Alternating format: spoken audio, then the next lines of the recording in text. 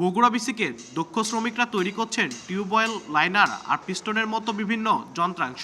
বেশিরভাগ প্রতিষ্ঠানই সনাতনী পদ্ধতি ছেড়ে হয়েছে আধুনিক প্রযুক্তি নির্ভর। 1960 সালে প্রতিষ্ঠার পর এখানকার 230টি প্লটের সবগুলোই ব্যস্ত এমন নানা কর্মকাণ্ডে।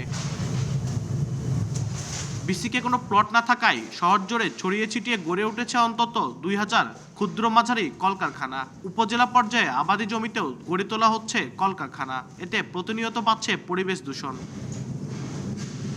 পরিবেশের সুরক্ষা আর বাণিজ্য সম্ভাবনা বিবেচনায় 2014 সালে শহরের শাকপালায় 150 একর জমিতে শুরু হয় বগুড়া বিসিক দ্বিতীয় শিল্প পার্ক স্থাপনের কাজ।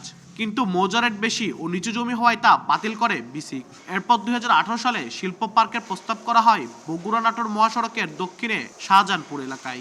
294 একর জমিতে প্রকল্পটি বাস্তবায়ন হলে গড়ে উঠবে অন্তত 1000 শিল্প কারখানা, এমন দাবি করছেন ব্যবসায়ীরা। তাদেরকে যদি পুনর্বাসন করা হয়, মানে যেগুলো ওয়ার্কশপ আছে বা ঢালাই কারখানা আছে, তাহলে সুন্দরভাবে মনে করেন যে তারা ওখানে অ্যাটেন্ড করবে আর পরিবেশ দূষণ হবে না। পরিবেশের ক্ষেত্রেও সুবিধা হবে এবং সরকারের যে লক্ষ্য পরিবেশ বান্ধব এবং যাতে একটা নিরাপত্তার সাথে জিনিসপত্র উৎপাদন করে মানুষের কাছে পৌঁছে দিতে পারে, সেটা সরকারের যে উদ্যোগ সেটাও সফলতা হবে।